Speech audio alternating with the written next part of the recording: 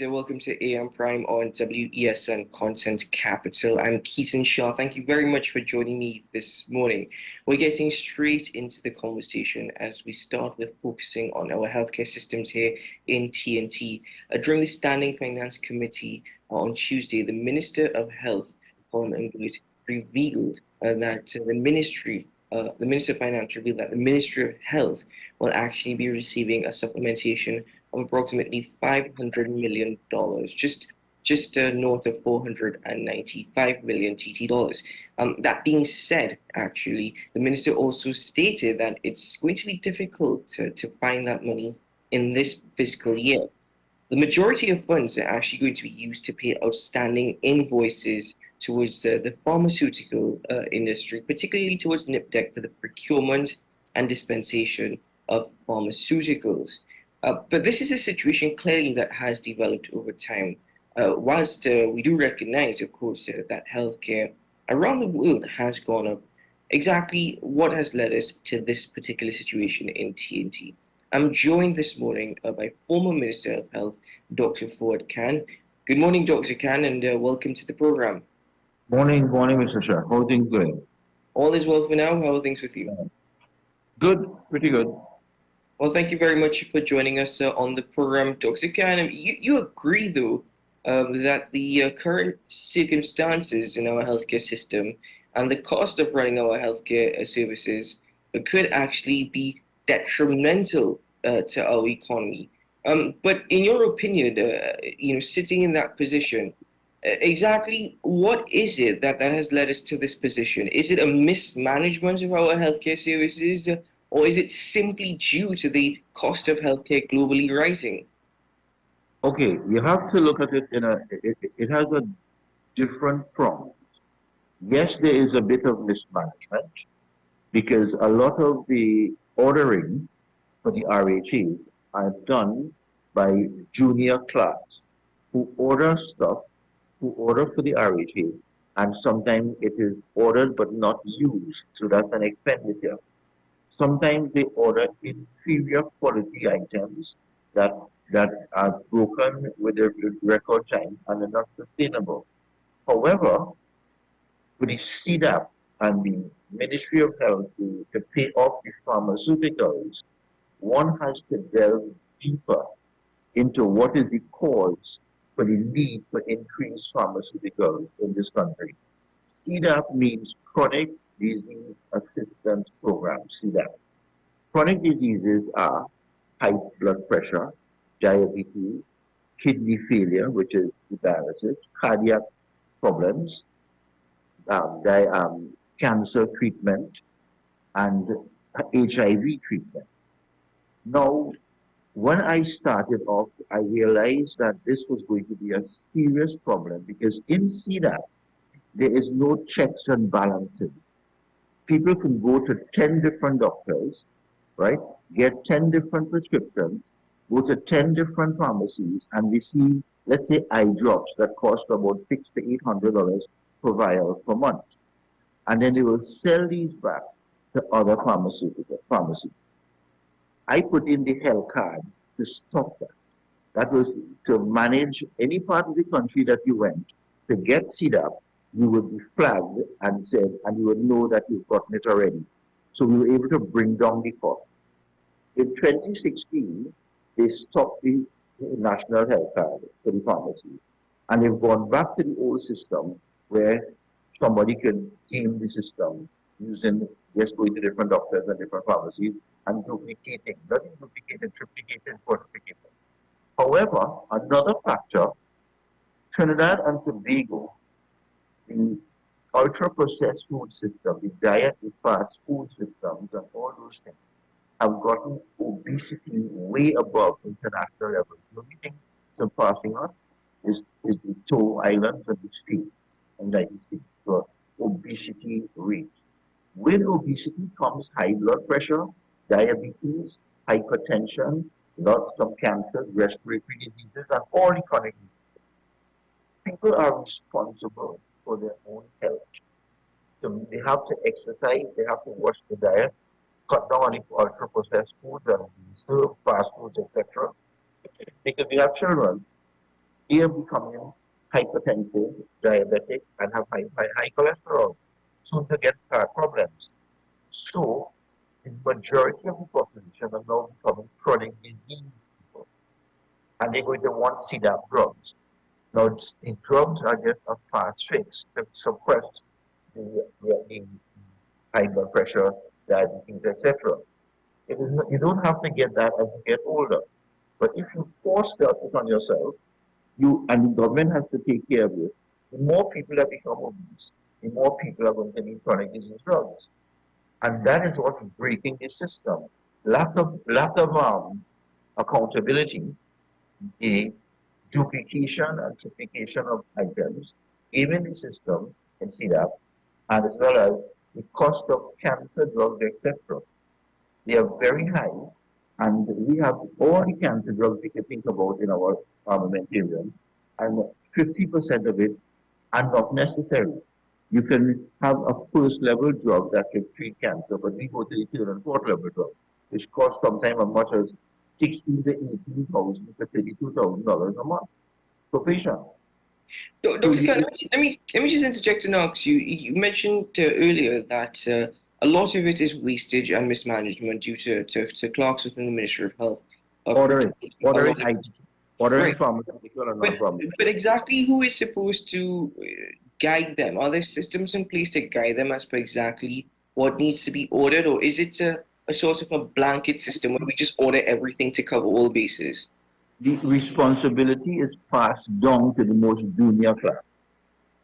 There are orders, and the orders keep going down, and they go right down to C40 and the most junior class. NIPDEC, on the other hand, they order drugs based on what they think that the committee says that we need. However, I'd say it's a multiple pronged problem. It's giving the system lack of accountability, duplication. It needs a whole revamp of the health sector. That is why people complain. You have to wait so long for, let's say, a CT scan, MRI, ultrasound treatment in the hospital, because the budget could stretch only so far. A lot of it is recurrent expenditure. Some of it is capital expenditure, but not much. So the recurrent expenditure is taking care of people. Now, understand the healthcare system it's to treat sick people. Now, how do these people become sick? By eating poor, I have a poor diet, not exercising, burning out the pancreas, burning out the kidney, diabetes, hypertension, and all the chronic diseases burn your system out. So you end up being sick, and you go to the hospitals, you go to CDAP, you go to different places, and then the government, because it's free, is given to you, and you don't have to face the consequences of your poor action. So Dr. Khan, you're going to go up. no, I'm just curious to know, in your opinion, because I hear you in respect to lifestyle diseases and the burden it has on the healthcare system. But if I were to reverse it and suggest that people do not necessarily take care of themselves, one, because they find it very difficult financially to be healthy, but another part of it is because medical care generally across TNT is free of charge. People will argue that they pay their health surcharge every month, or at least they're supposed to be paying health surcharge every month, because they can receive treatment, for anything going to a public hospital, that they neglect their health to a certain extent because of that freeness. When I was minister, I said I will give back the people a health surcharge. Don't take a cent from them because that's a pittance. They can't that time pay for anything. They can't pay for a box of $100, the health surcharge. And the thing about it, I'll give you back a health surcharge, but you pay your national health insurance system. In the system, there are people who have health insurance, who go to the hospitals. The insurance companies get away because they don't have to pay back any of the premiums. And the people don't want to pay the full payment. So it's a lot of things about cost. We have never looked at cost in the health sector because it's always given to us via the budget. There's a coming a time now where we don't have money and we're coming from oil and gas, etc. So we now we have reached crunch time and we have to look at the cost factor, because if you don't look at the cost factor, the only thing will happen to the cost, it will keep rising for free healthcare. It doesn't go back down. So you're going to keep rising. Japan and other places have started taxing obesity, you have and sugary drinks, etc. These are the things that need to be done.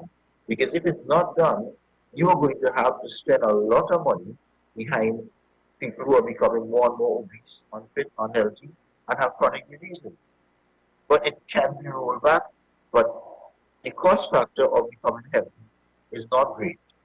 You can run, you can walk, it doesn't cost you anything. It doesn't cost you anything to exercise in your house. It doesn't cost you anything to cut down on your eating habits and stop eating junk and stop eating, because a lot of people are addicted to MSG and all those other things. And you see line up in the chicken places. You look at the chicken places that have people lining up in the fast food, and then you examine and investigate those foods, you will see they are ultra processed as well as high fructose corn syrup and a lot of MSG. So it's, you become an addict to those foods.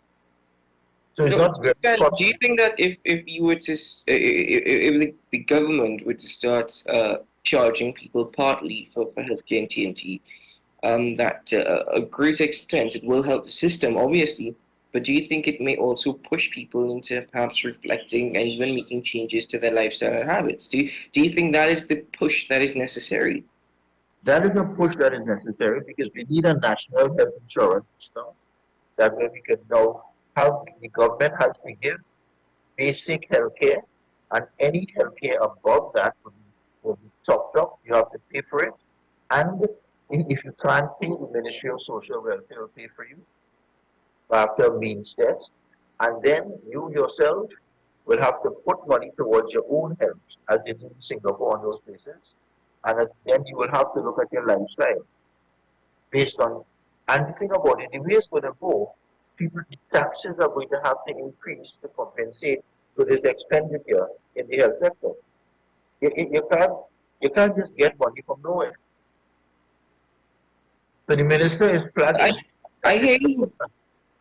I hear what you're saying, but on the flip side of this entire situation is the mere fact that costs are rising. In TNT, costs are rising. The cost of living is becoming more and more difficult.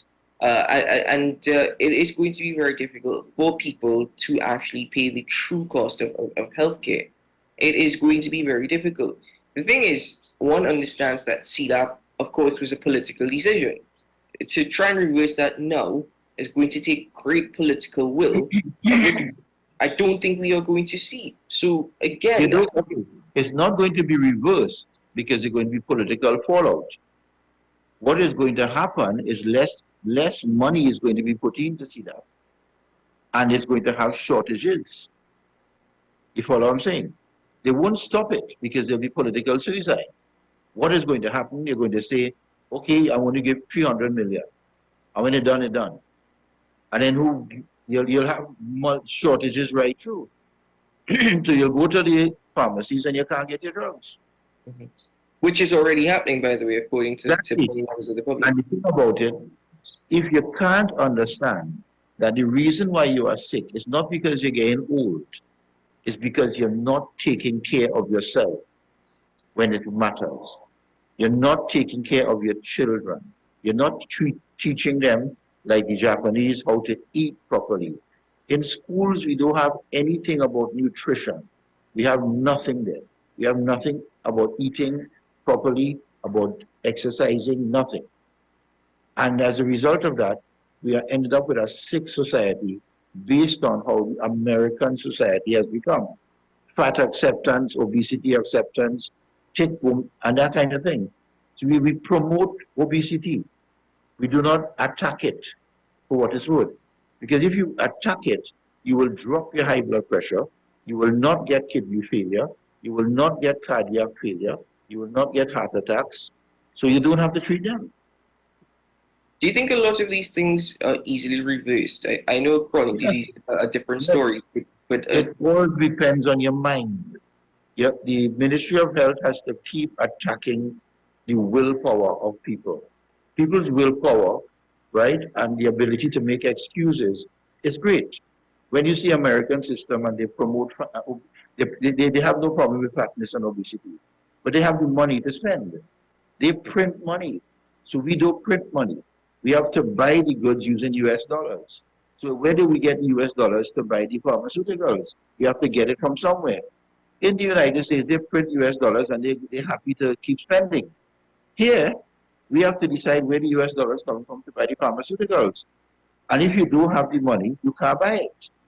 So the more pressure on the system is the more US dollars you want to spend on pharmaceuticals, and the more shortages will take place. And you will die because you're not taking care of yourself.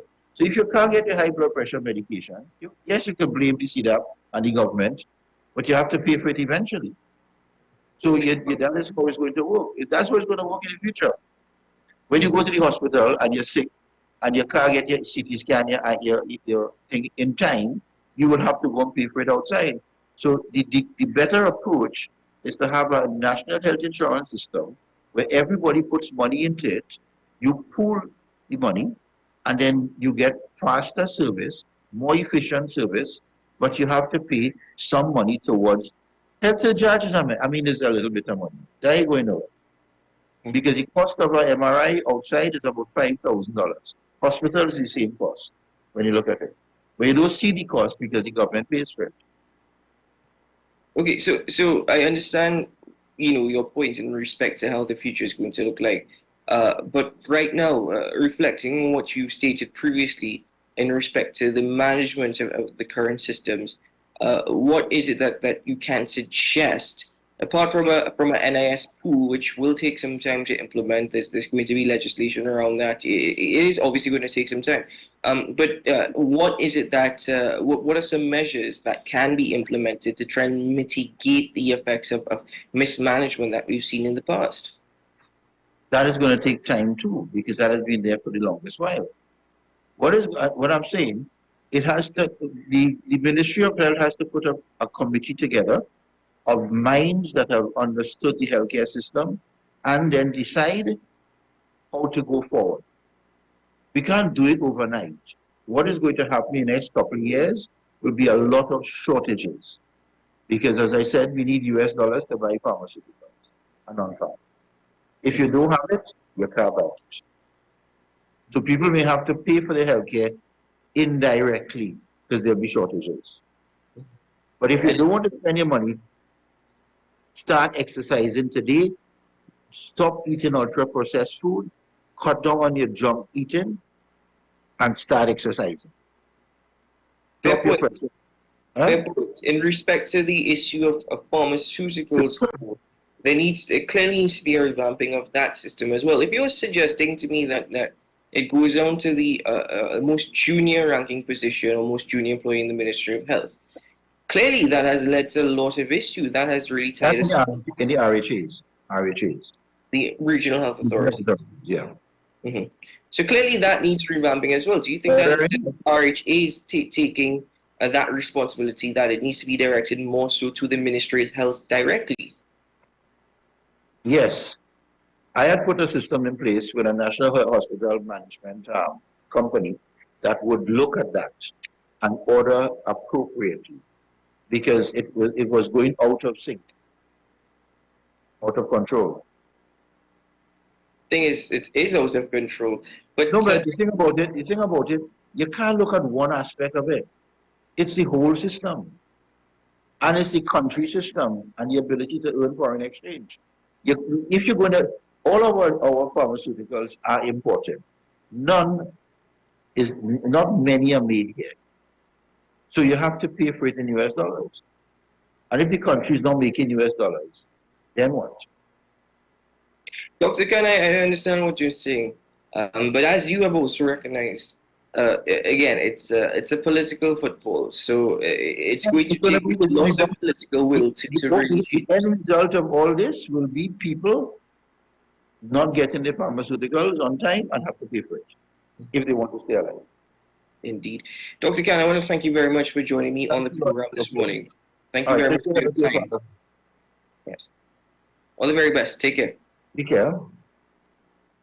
Ladies and gentlemen, we take a break here on AM Prime. We will return shortly as we continue the conversations. I mean, what was stated there to me is the obvious as far as I'm concerned. The healthcare in TNT needs revamping. The whole management of the system clearly is a muck.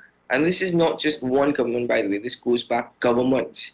As I mentioned, this is a political football. It's the same thing with CDAP. It was a political decision, and therefore it's going to be a political decision at the end of the day to, try your very best to remove dependency away from that. Simply because, well, people are going to be up in arms. It could honestly cost you, your position in government if that is the case.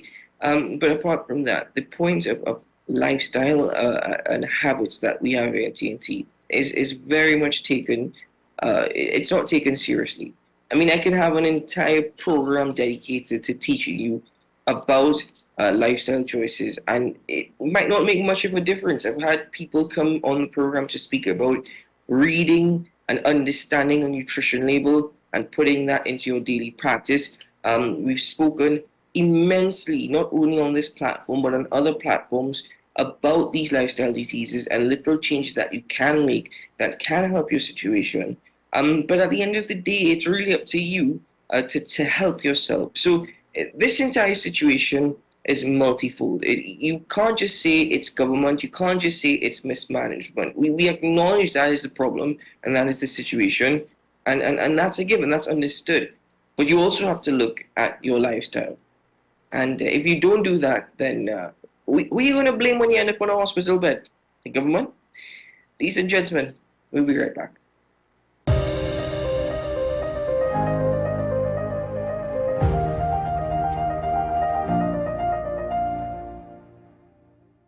Imagine a world where arguments don't exist. CICR is a full-service conflict resolution company that offers mediation training and workshops for all. In 2024, our 40-hour workshops are back, giving you all the tools you need to become a certified mediator in Trinidad and Tobago. Want to know more? Call us at 768-6778 or visit our website. Let's work together to make the world a better place.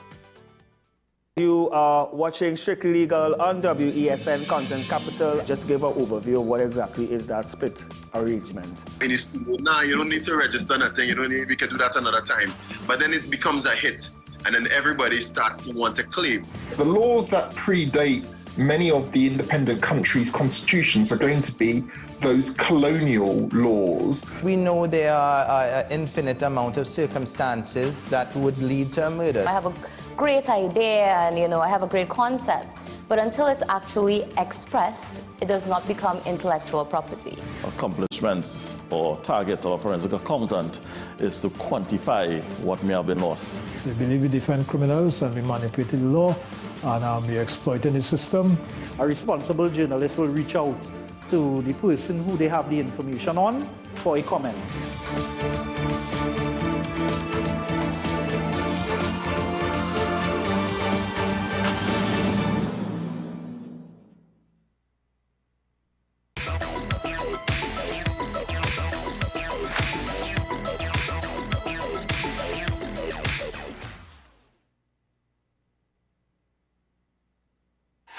FanZone, your reliable, authentic supplier, has just gotten better. You can now visit our website www.fanzonett.com for your authentic wear and collectibles. The only place where you can use both your Visa debit and credit cards. Visit our website fanzonett.com to make your purchase today. Take some time for yourself or spend some time with the family at Sandy Point Village Hotel. Enjoy our various studio and suite apartments, self-contained with their own kitchenettes and Wi-Fi. We also have our famous 100-foot swimming pool and our beachfront restaurant, the Steak and Lobster Grill. And our location in Crown Point puts us near the center of activity from the nylon pool to the local nightlife. Call us and make your reservations at 639-8533, 389-2378 or email us at sandypointvillagehotel@gmail.com.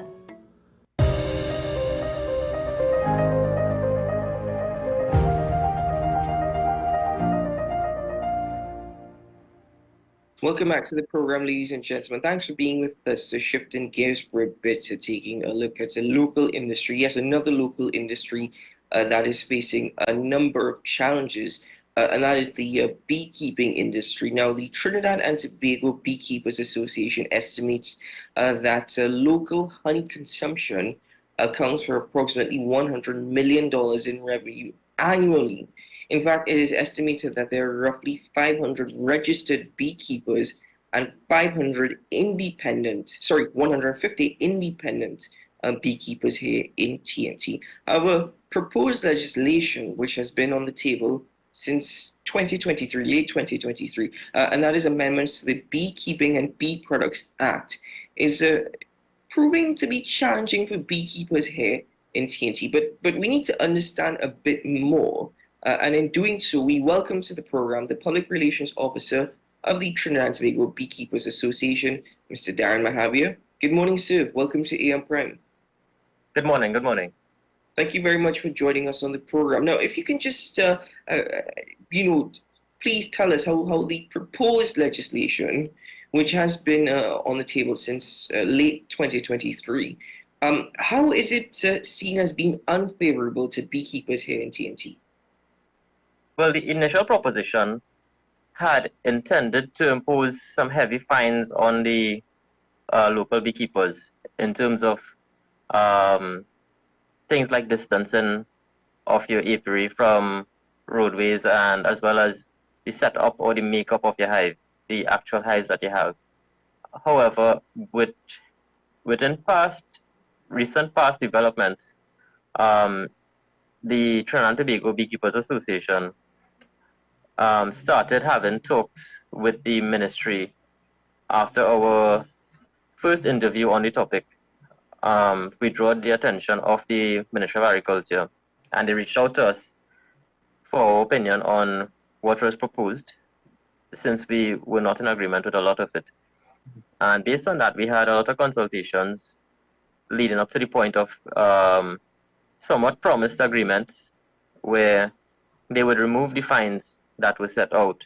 However, it is not confirmed yet as to if the fines are actually removed until we get the paper back from them, or the document back from them with the fines absolutely removed before it goes to Parliament. Well, the power of an interview, I would have thought that consultation with the Beekeepers Association would have come in actually drafting the legislation, not following the proposal that is currently before the Senate. But that being said, if you can still educate us on what the proposed fines were. The proposed fines were 100,000 TT dollars for very trivial matters for a beekeeper, meaning that a good example would have been if you had your bees in a hive without movable combs or movable frames, then you'd be subject to a fine of $100,000. However, internationally it is practiced, especially in Europe, where people have hives without movable frames. The movable frame hives are I should not say very modern adaptation, but fairly modern adaptation into beekeeping. And even so, the design of that hive is called the Langstroth hive. But even so, bees usually tend to connect their combs, meaning that your frames in your hive, even if you have a Langstroth hive, your frames in your hive would become immovable because the bees would build bridges between parallel combs. The bees usually do that to stabilize their combs, so it is absolute natural behavior of the bees to do that. So subjecting a beekeeper to a $100,000 fine for the natural behavior of bees would have been somewhat nonsensical in my opinion. It is like saying that if you have a cow and the cow goes to drink water from the stream that runs through the neighbor land, you're going to fine the owner of the cow $100,000. It's something that you really can't control. It is natural behavior of an animal that you really can't control. Well, that's an example we will get into a bit later on. But I'm curious to know whether or not these movable frames for these hives in particular, saying it's fairly new, but in trying to move the frames, or is it harmful to the actual bee population? Moving the frames is not harmful. It actually increases the ease of management of hives, whereby you could take frames out of one hive and add it to another hive to help build the population of that hive. And a lot of different management strategies, meaning that, just say, I mean, this would be going very much in depth into it. However, it's just me explaining on the surface of what it is. Just say you have a hive that is queenless and you need to put a queen into that hive. You could put a frame with eggs from one hive that has eggs and put it into that hive, and it will encourage them to create a new queen. So it makes the process much easier rather than just having a hive that does not have movable parts. However, this is beneficial. Essentially, it's more so the fine or the time frame involved in implementing these movable frames.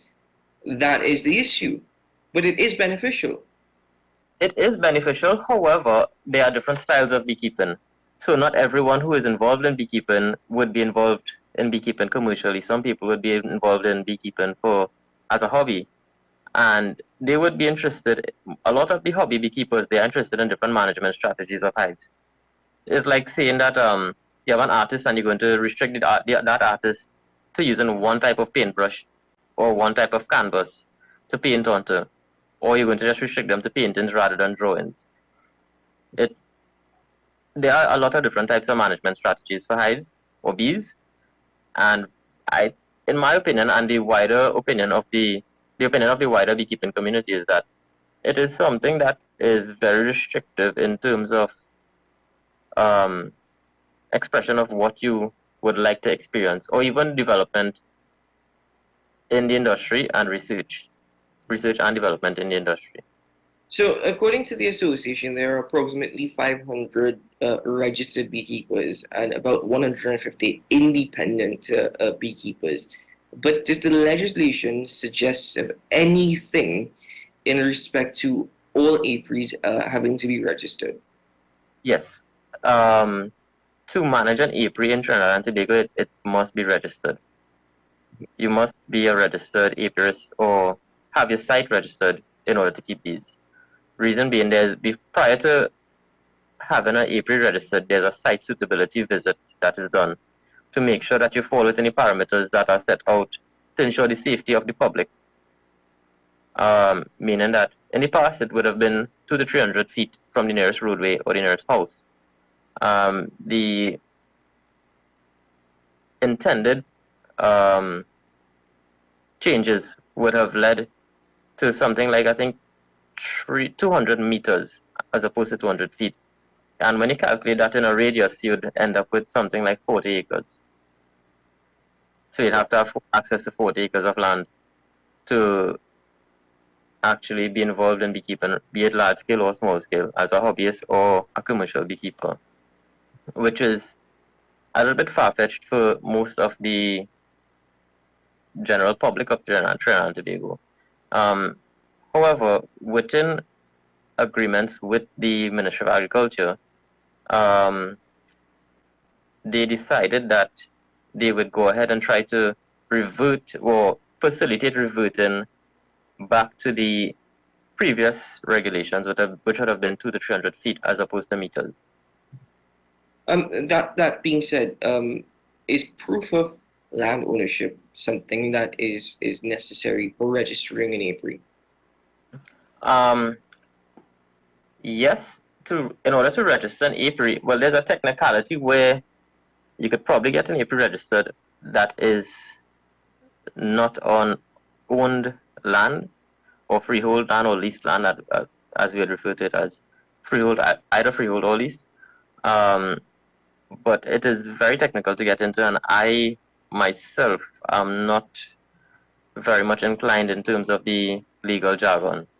But for the general rule of thumb, yes, if you're going to get your apiary registered, you need to have land tenure, whereby if you aren't the owner of the land, you have to get permission from the landowner in the form of a letter, and you go to the inspector of apiaries, and he would approve after the site visit. Or if you are the actual owner of the land, you present the documents and you'd get your site visit and your apiary registration. Okay, and curious to know as well whether or not this the circumstances surrounding an apiary being within a certain perimeter of land space, is that specifically for any species of bees? I know that in TNT there are concerns with the Africanized honeybees, but is it specifically for any species of bees, or is this just a general rule that is being applied? In Trinidad, it is assumed and I say assumed, tending more towards confirmed, because we have a large, if not entire, population of Africanized honeybees. The types of honeybees that we have in Trinidad would be the Africanized honeybees, and even if we bring European bees from Tobago, because it is not documented that they have the Africanized honeybees there. So even if you bring hives from Tobago and you introduce them here, eventually they would become crossed with the Africanized honeybees and display the somewhat aggressive behavior. Or I should not say aggressive, more defensive, because essentially they are protecting themselves. Now, dealing with the Africanized honeybees in terms of aggression and the concerns of the public, I would say that it is safe to assume, or it is better to assume, that the entire population of honeybees that we have here are the Africanized honeybees. We have stingless bees, but those are not honeybees. They won't be considered honeybees. Those are the small little black bees that you would see like in the countryside or in like bamboo and that kind of thing. Now, let me jump into some of the bigger issues, the bigger points, because I'm glad we were able to discuss some of the changes that the amendments are proposing. But that being said as well, one of the major points is that the amendments will actually allow for those with a permit to import honey from a list of pre-approved countries, and I believe that all CARICOM member states on the list of approved countries, though there is currently an understanding with Guyana and the importation of honey. But is that something that beekeepers in TNT, the local beekeeping industry, is okay with? Are they okay with the importation of honey from pre-approved countries? Because I don't even know what the approval process is, by the way, for these countries to come to the list. Currently, there are no agreements to allow importation. There are no avenues to import honey into Trinidad and Tobago. However, the proposed amendment would allow for the importation of honey.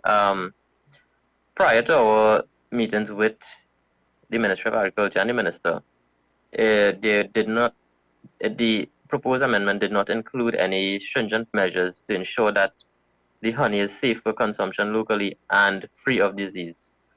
However, with our talks with them, we are tending more towards the side of getting the honey properly assessed, as with any food product that you would want to import into your country. Because apart from affecting human health, there are things in the honey that can affect the health of the bee population locally. Currently, we don't have any incidents of the American foul brood, which is a terrible disease that is associated with honeybees. It is a bacterial infection that operates via spores. A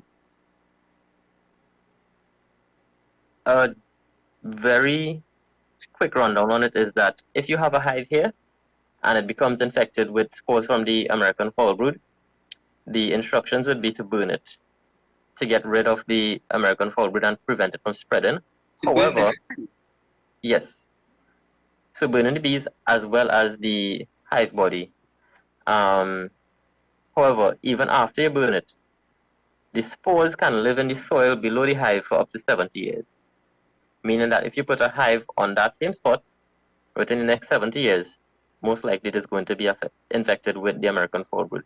Currently, we don't have any incidents, no incidents at all of American foul brood in Trinidad.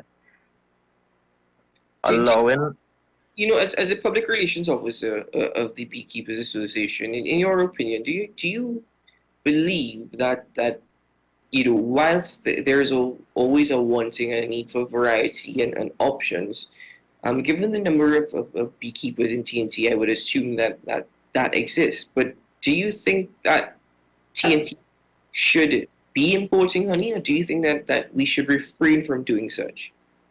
Well, I was getting to that point. I just wanted to finish up on the point of the disease in the honey.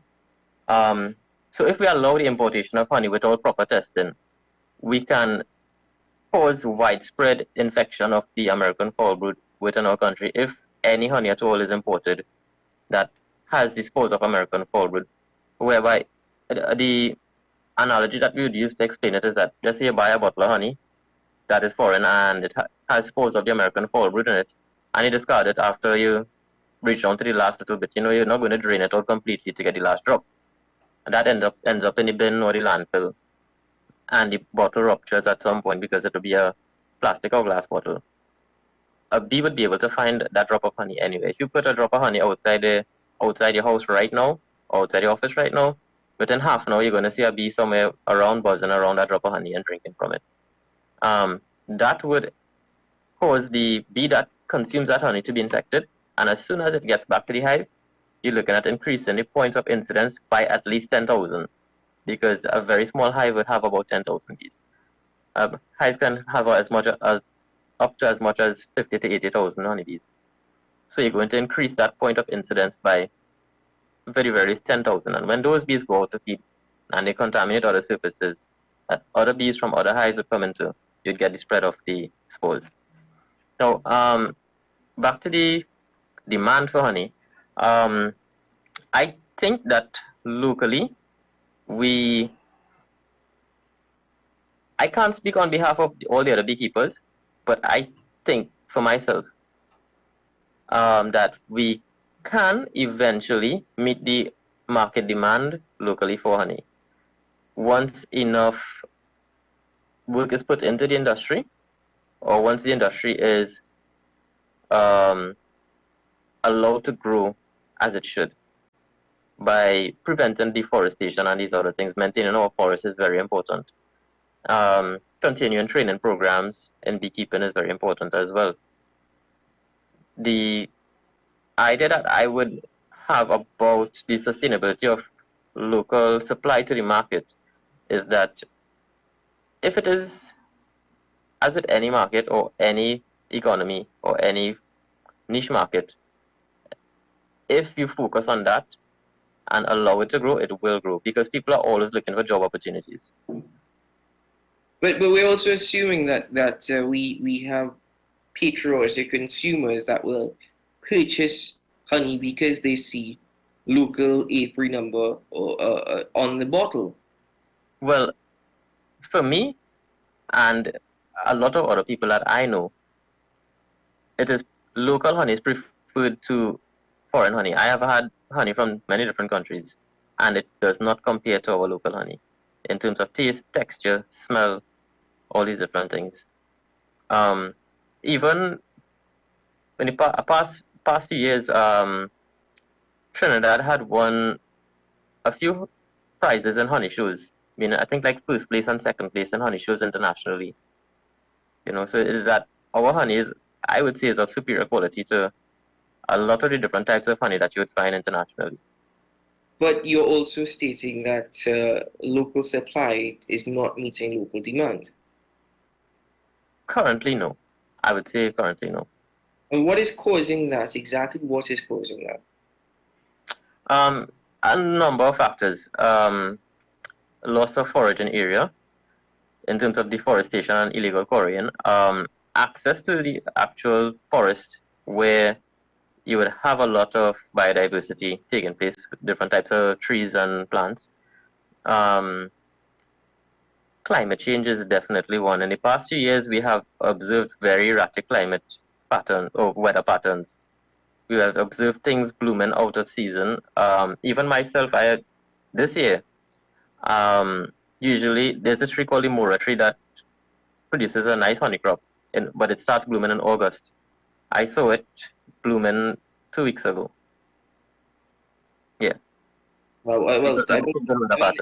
In all honesty, it's a lot of people also stating the same with mango trees. Mango trees will bloom a certain time of year, and it should. Mango trees are producing fruits any time of the year now, it would seem. So I understand that, but then it leads me to my next question as to whether or not our local beekeeping industry or local honey industry is in jeopardy. I would say that had the initial proposed amendments been passed or been taken to Parliament and passed, definitely so.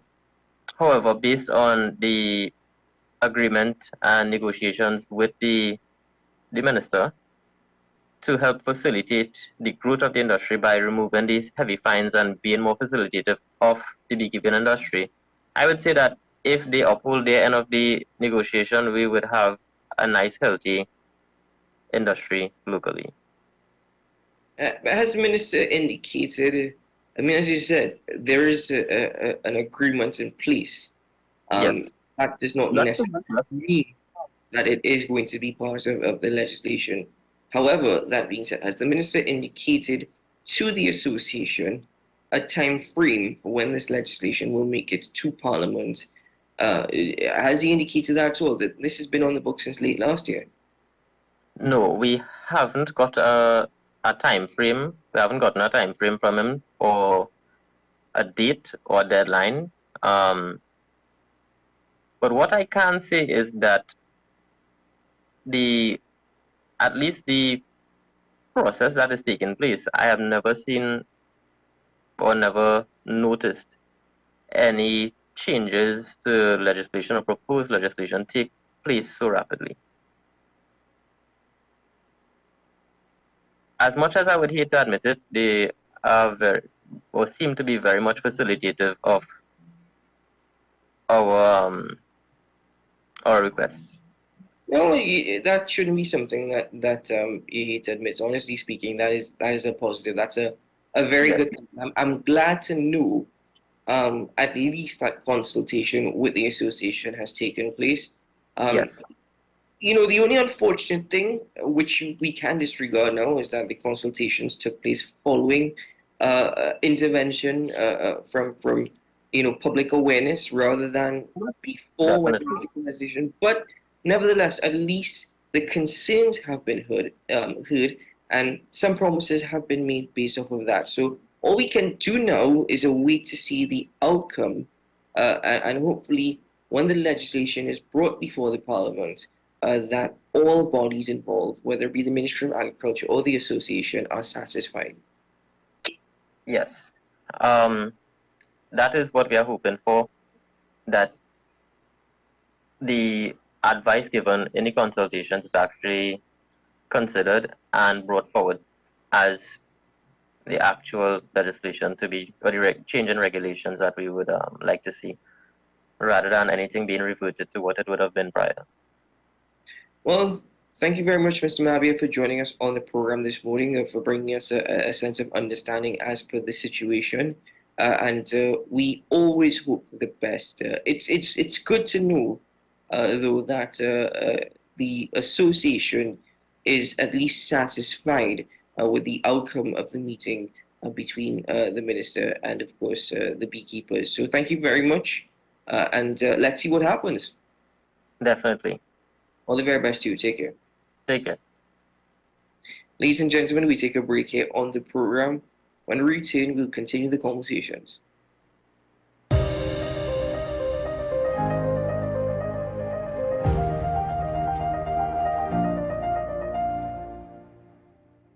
This is 10 Questions. I'm Andy Johnson. The distance from where we should be in the world in going forward on our commitments with climate change. The effects of climate change that cannot be accounted for. It's called loss and damage, and we're seeing loss and damage happening so much more in this decade and the previous decade. The principal term there was this question of the correspondent banking issues. That is why we're trying to build capacity with this country here, Trinidad and Tobago, and other countries in the region. Man is not showing any signs of stopping or even slowing down. More than half of the forest in Trinidad is already gone. All the plants and all the animals and all of the nice clean water and fresh air and everything had to be on this planet for humanity to have a chance. We have small change when it comes to countries that can take decisions, and when they speak, the world listens. The General Assembly is a very democratic forum. I mean, and Trinidad and Tobago has the same vote as Canada in spite of the obvious difference in size.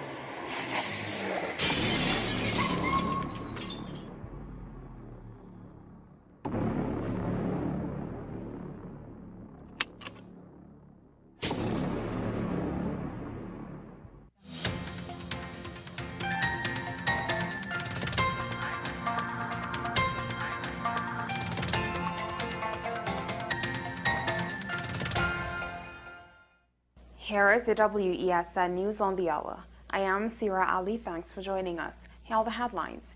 Ato Bolden tells UN General Assembly that sport can counteract crime. National Security Minister Fitzgerald Hines confesses that an employee of his ministry is charged for robbery. Prime Minister Rowley fulfills requirement to express condolences to family of Gonzalez shooting victims.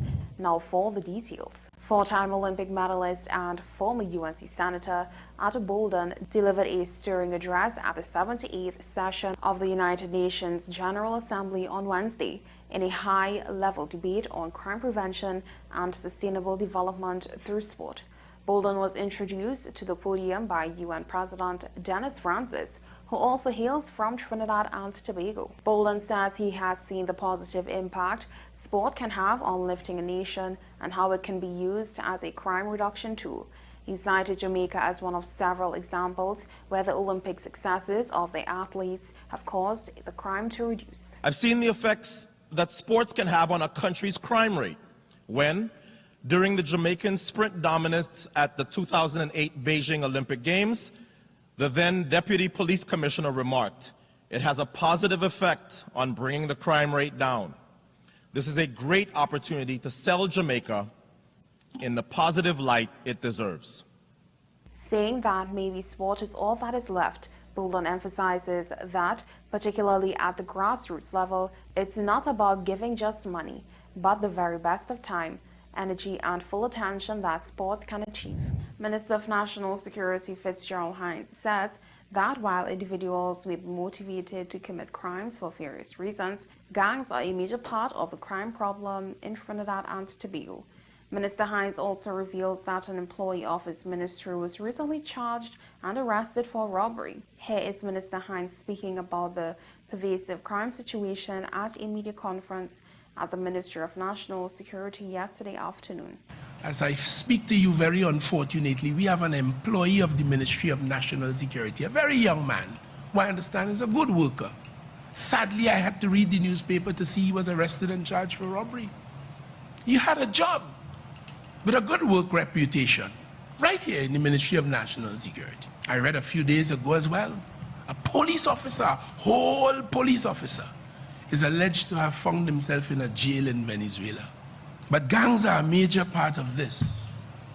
And gangs simply mean where two or more persons come together for some specific purposes, several crimes which are listed in the schedule to the anti-gang law. 2 days after Sunday's deadly gunman attack, which began in Gonzales and ended at the Port of Spain General Hospital, Prime Minister Dr. Keith Rowley has taken to Facebook to fulfill what he says is a requirement to extend condolences to families of innocent victims. No one has yet been arrested following the brazen attack that left 4 persons dead and 4 others suffering gunshot injuries. Dr. Keith Rowley, who is the chairman of the National Security Council, says the time has come for the entire society to review its relationship with the criminal elements in the country. He appeals for the public's help to fight crime by sharing pertinent information through anonymous channels available. Dr. Rowley laments that those who choose destructive criminal pursuits have no real trepidation over consequences and little expectation that they will be identified, arrested, convicted, and ultimately incarcerated. He says swift processing in the court system instead of managed automatic delays will help to close the revolving doors. Dr. Rowley says the government continues to stand ready to discuss this and similar initiatives with opposition parliamentarians. The Prime Minister has previously shied away from sitting with the opposition to discuss crime solutions, despite similar commitments. Well, that's it. News on the Hour on WESN. I am Sira Ali. Thank you for watching.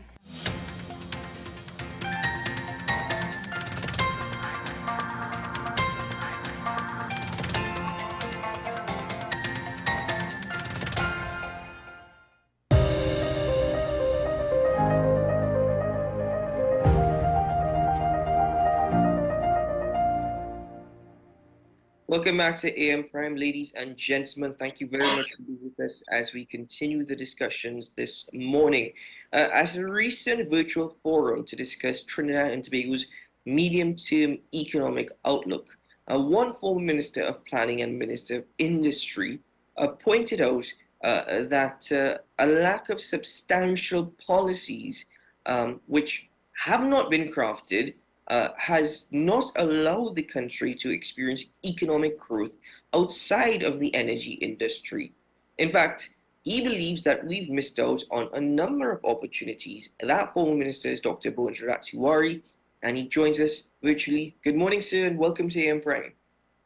Good morning. Thanks for having me on your program. Well, Dr. Tiwari, based off of your comments, I mean, there is a recognition that we have not diversified outside of the energy industry, and it is simply due to policy. Once that is understood, is this because of a lack of political will, or is this because of a lack of competence? Well, I mean, first of all, I think we need to acknowledge that it's hard.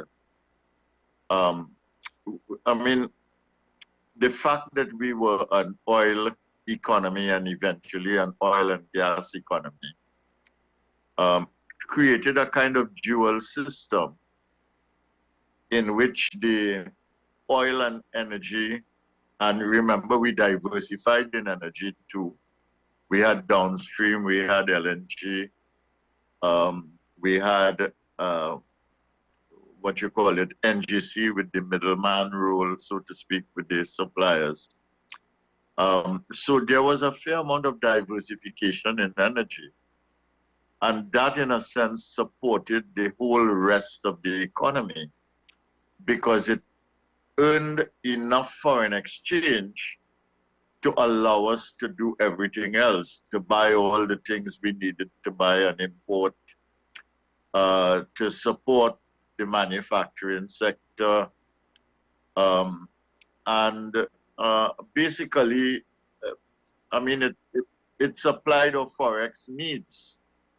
But we have a different situation now, and it has been, we had a taste of how terrible it could be in 1983, 84, 85, 86, during that period, when the price of oil slumped and the country was in a very, very bad way.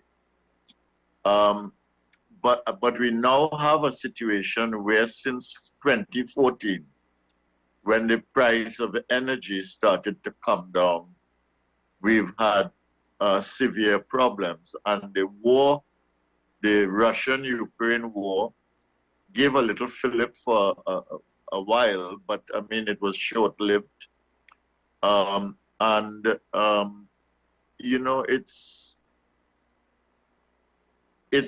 we have found ourselves in a situation in which we basically have become so dependent on the fossil fuel energy sector that it seems hard to move out. Now, sorry, if I may just interject. this is a situation that has not happened overnight. This has been. This is what I'm saying. It's hard. Yes. Okay, so whilst I understand that it is difficult, is it difficult because we've left it up until this point? No, it's difficult, but things can be done. I'm not letting successive governments off the hook, and I'm not letting this government off the hook. The point is that, I mean, if you have a shortfall in energy production and therefore a shortfall in revenue, which is what we have now, right? We need about 4.0 billion cubic feet of gas a day in order to have our economy running at full throttle, all right? Maybe a little more. It is now 2.7. So you have a shortfall of approximately 1.3 billion, okay? So that is a loss of revenue. And the question is, where will you make it up from? The only places that we can make it up from, given the existing economy, the existing structure of the economy, is the manufacturing sector, the services sector, the SMEs, and basically the only way we can do it is by exporting more outside of the energy sector and importing less of the things that we need. All right. Now the manufacturing sector is doing pretty well, and they are on target for the things that they set out to do. The manufacturing sector, especially led by the TTMA, said that they would use 2019 as a baseline, and they would try in 5 years' time to double the amount of manufacturing exports coming out of Trinidad and Tobago. And they are on target for that. In 2022, the manufacturing sector brought in about $100 million US net in foreign reserves. And they did that again in 2023. And the chances are that they will in fact double exports by, let's say, 2025 or 2026. The problem is, though, that does not make up for the loss in revenue from energy. It only makes up a small part of the revenue in energy. What is Let's take the No, go ahead. Continue. Let's take the agricultural sector.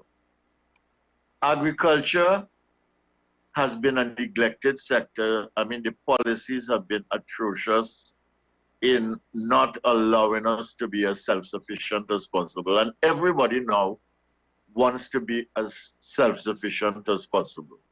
If you look at what China is doing in this crisis that it has, and China is a big country, you're talking about 1.4 billion people. Xi Jinping, the leader of China, is saying that they do not wish to be dependent on the rest of the world for food. They want to be self-sufficient, and that's where they're going. And every country is doing that, you know. Now, in Trinidad and Tobago, agriculture contributes 1% to the GDP. I'm not joking. 1%, right? And the amount of imports into Trinidad and Tobago, all right, is 85% of what we consume. Wow.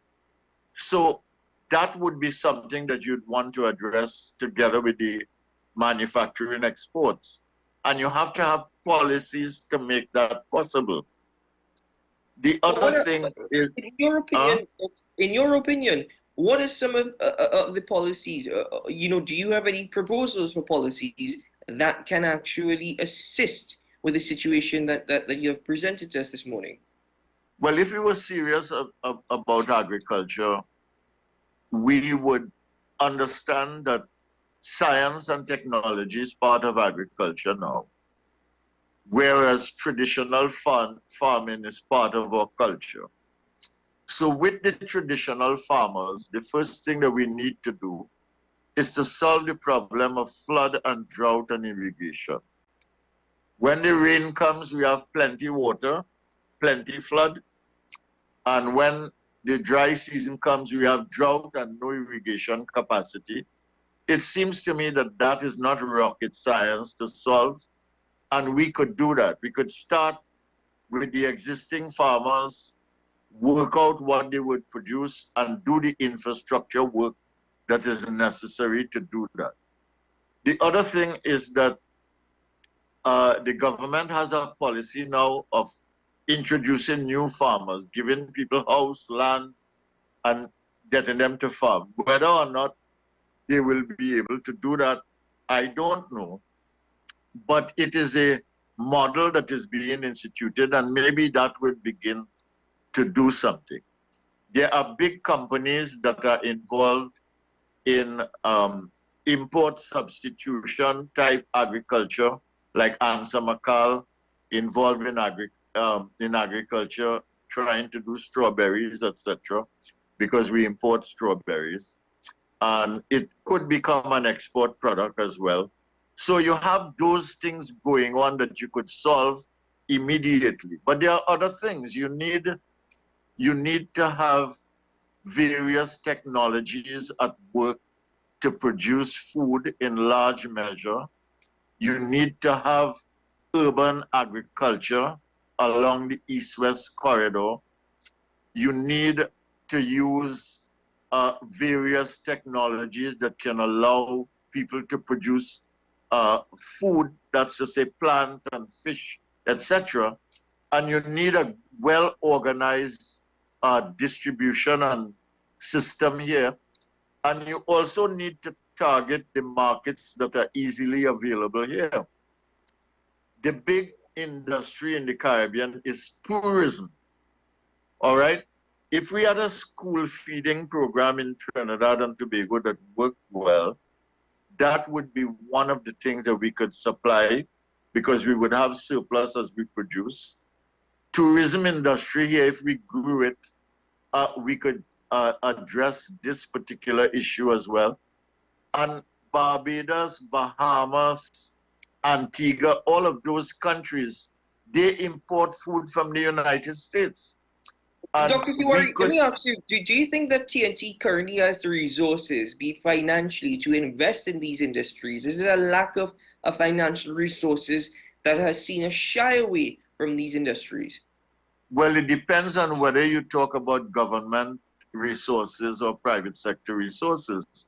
I think government is too involved in the economy, I'll be quite frank with you. And the government has no money now to invest in anything serious. And the government needs to cut its expenditure because its revenue has been cut. But the private sector is being stifled here. It's very difficult to do business in Trinidad and Tobago. The climate is not good for business. And small businesses are having a lot of difficulty. The forex issue is an issue. The services sector is not being pushed. We have about 400 ICT graduates coming out of the tertiary sector every year. So over the last decade, we would have about 4,000. If we used a smart strategy for investment, we could talk to some of the big companies in the emerging global value chain now that are involved in various things. We have a digital Ministry of Digital Transformation. We want to develop the tech sector, etc. We could integrate all of these things into ideas and attract investors, give them the right incentives, foreign investors I'm talking about. We could also have local private sector participate in it, and we could move the country towards expansion outside in terms of export of services, export of manufacturing, in terms of integration with the global value chain. and we need to take the economy to a different level. But I mean, there have to be thought, action, and Dr. specific Tiwari, initiatives to do that. no, Huh? I hear what you're saying, but at the same time, if you take a look across from TNT with the growth of Guyana, and I know you mentioned the ease of doing business in TNT, but for example, with the growth of Guyana, do you think the private sector, do you think that businessmen and investors see TNT as a viable option, especially for the industries of which you've called, for example, agriculture? Do you think investors, even if the ease of doing business were to improve, is TNT still a viable option? Is what a viable option, investing in Trinidad and Tobago? Do you think businessmen and investors see it as opportunistic when it seems as though a lot is being pushed towards Guyana? Well, yes, I mean, every country will do what is best for them, and you have to do what is best for you.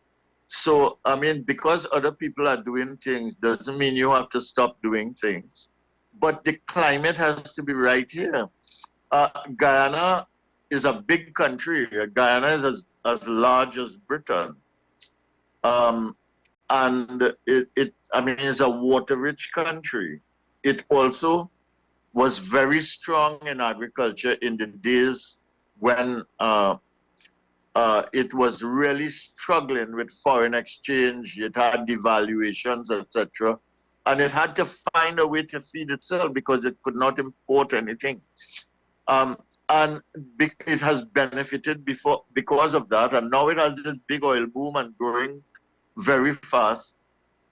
Clearly, you have a country which has an opportunity there. But the opportunities in Trinidad and Tobago are not lost.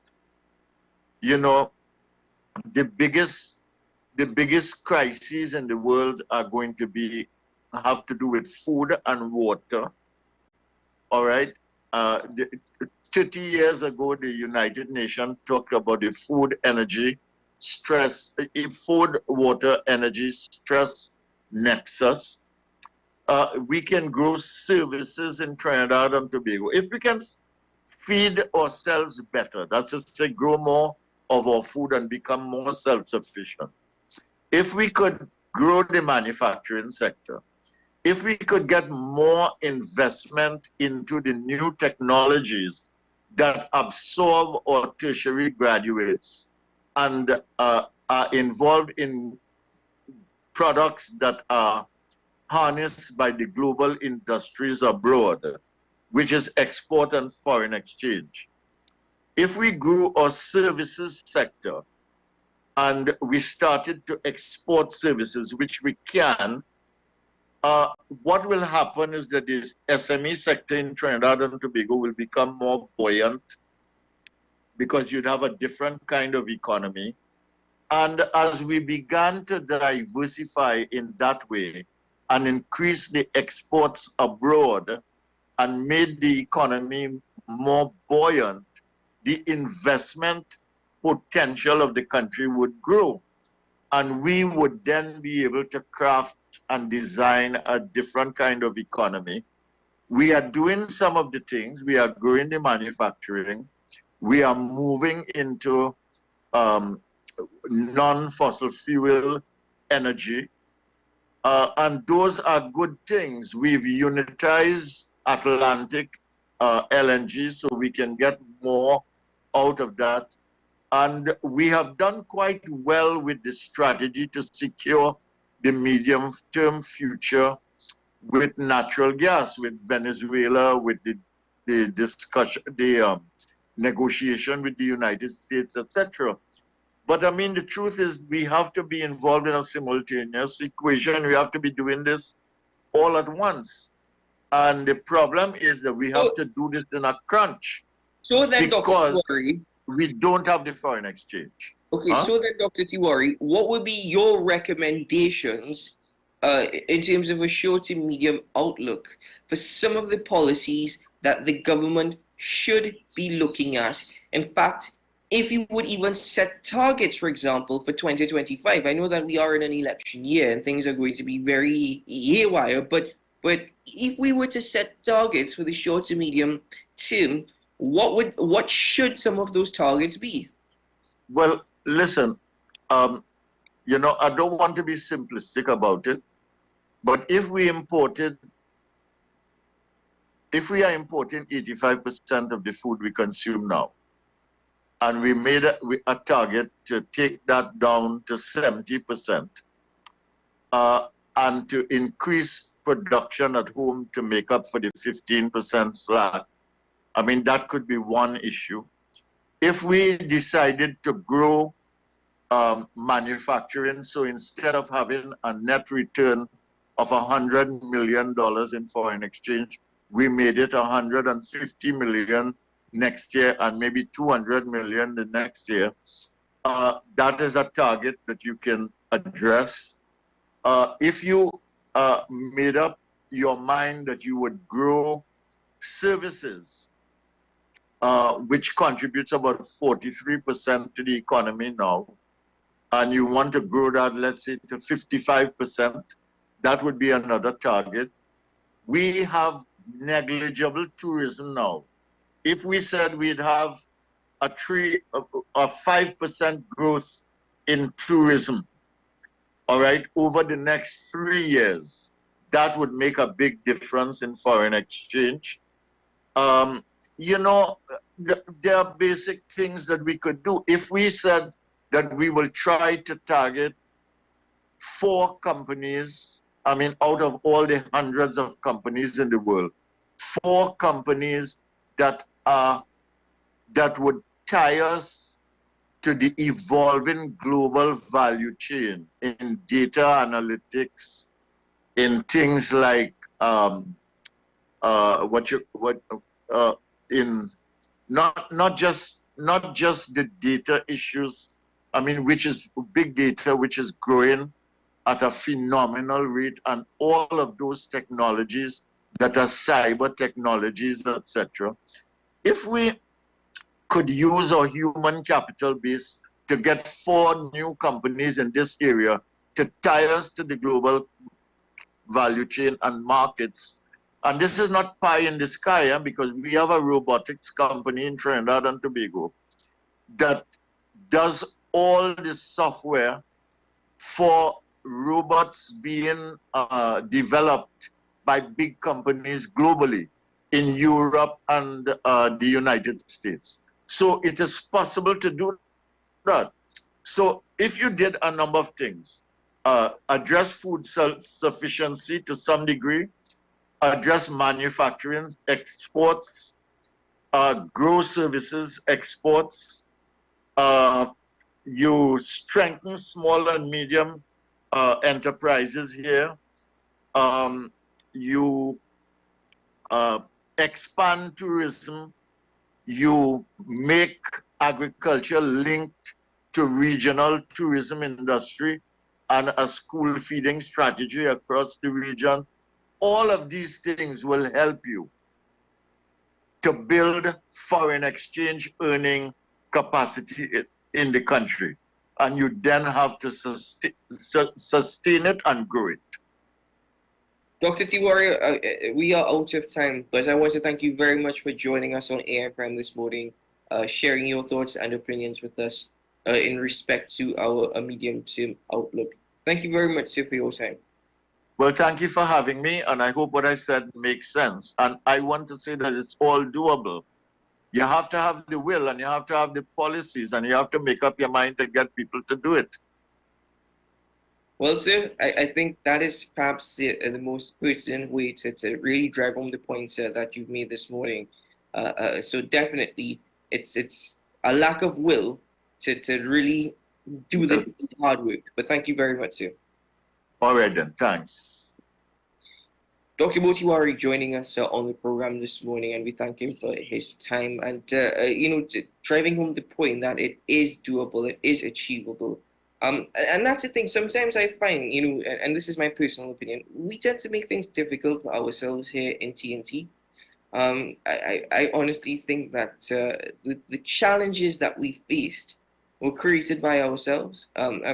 And whilst one will argue in terms of finances and economics, because of our heavy reliance on importation, global trends will obviously affect us. Generally speaking, we have not helped ourselves with what TNT, what local industries have had to offer. More investment should help there. But ladies and gentlemen, that's where we ended for AM Prime. Thank you very much to all my guests for joining me this morning. And thank you very much, of course, to my dream team in Ryan Gomez-Burke and Maya Wood for always ensuring that AM Prime is there. AM Prime really wouldn't be AM Prime without them. So ladies and gentlemen, stay tuned for Talking Points at 8 o'clock. I'm Keaton Shaw saying I'll join you again very soon, hopefully. But have a great day, a safe one, a productive one. Bye-bye.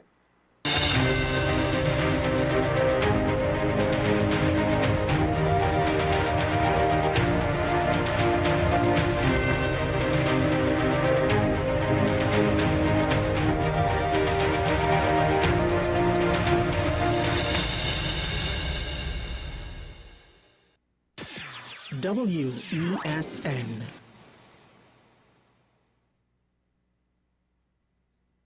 Imagine a world where arguments don't exist. CICR is a full-service conflict resolution company that offers mediation training and workshops for all. In 2024, our 40-hour workshops are back, giving you all the tools you need to become a certified mediator in Trinidad and Tobago. Want to know more? Call us at 768-6778 or visit our website. Let's work together to make the world a better place.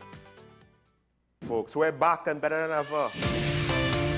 Your show have always appeared to be a show that is focused on going to the cause or looking to the cause. We hardly ever talk about the white-collar crime, though. We always talk about the ones that involve more as physical violence against individuals. The citizens will only measure transmission when water starts to flow through their taps. The Constitution doesn't talk about local election. Contract mafia that's responsible for looting the country and they own and operate these politicians. So if you are running a country and you can't say nothing as a prime minister, please take up your bag and go. It is not comparative to the